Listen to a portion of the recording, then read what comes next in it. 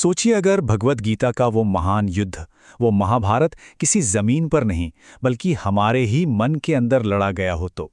आज हम गीता के पहले अध्याय के इसी गहरे मनोवैज्ञानिक रहस्य को समझने की कोशिश करेंगे। हमारे शास्त्र कहते हैं कि पूरी सृष्टि में केवल इंसान ही है जो परमात्मा तक पहुंचने की क्षमता रखता है। पर यह सफर ये आसान तो बिल्कुल नहीं है। इसके लिए ना एक बहुत बड़ा, एक महान आंतरिक युद्ध लड़ना पड़ता है, और यही वो युद्ध है जो भगवद गीता के बिल्कुल केंद्र में है। तो चलिए इसी विचार को थोड़ा और गहराई से समझते हैं। देखिए, गीता का वो महान युद्ध सिर्फ एक हिस्टोरिकल इवेंट नहीं है, नहीं, बल्कि ये हम सबके भीतर इसी पल चल रहा एक साइकोलॉजिकल स्ट्रगल है। असली युद्ध क्षेत्र कोई बाहरी मैदान नहीं, बल्कि हम खुद हैं। और ये बात सिर्फ कहीं सुनी नहीं है, भगवान कृष्ण खुद कहते हैं, इदम शरीरम कौन्तेय क्षेत्रमित्यभिधीयते। मतलब, हे कुंती पुत्र, ये जो शरीर है ना, यही असली क्षेत्र है, यही बैटलफील्ड है।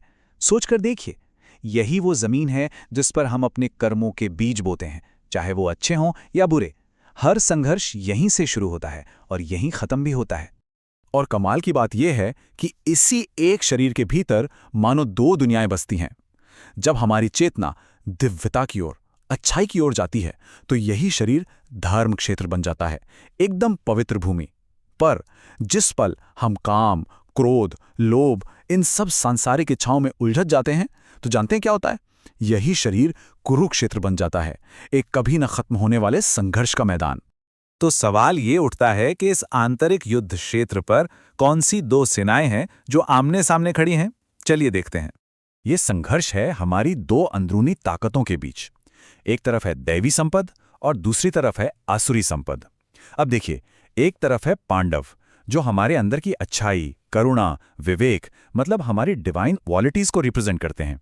और दूसरी तरफ कौन है? कौरव, जो हमारे क्रोध, अहंकार और लालच जैसी डिमोनिक टेंडेंसीज को दिखाते हैं। अच्छा, अब जो बात है ना, वो वाकई बहुत दिलचस्प है। वो ये कि इस युद्ध के जितने भी बड़े बड़े किरदार हैं, वो असल में कोई और नहीं बल्कि हमारे ही मन की अलग अलग अवस्थाएं हैं। चलिए इसे समझते हैं। धृतराष्ट्र, वो हमारे अंदर का वो अज्ञान है जो सब कुछ जानते हुए भी सच को अनदेखा करता है। होता है ना ऐसा?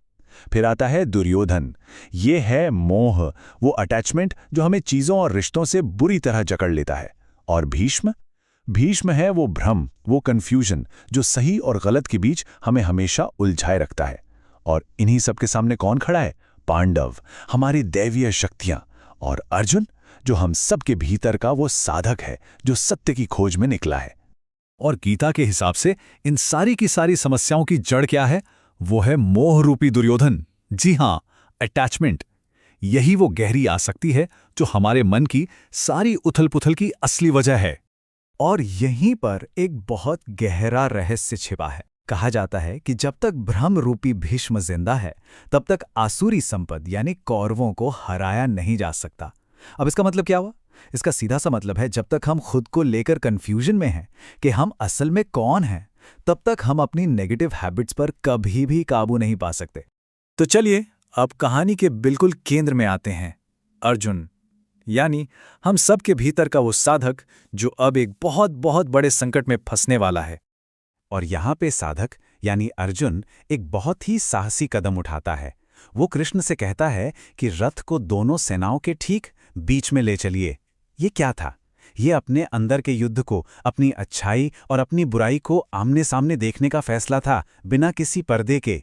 लेकिन जब वो वहां पहुंचता है तो वो क्या देखता है? उसे एहसास होता है कि दुश्मन कोई और नहीं बल्कि उसी के अपने हैं, अपने गुरु, अपने भाई, अपने दोस्त। और बस ये देखकर मोह, वो अटैचमेंट, उस पर पूरी तरह से हावी हो जाता है। सोचिए, जिन आदतों और रिश्तों को वो अपना समझता था, आज उन्हीं से लड़ना पड़ रहा है। और बस यही एहसास उसे अंदर तक पूरी तरह से तोड़ कर रख देता है।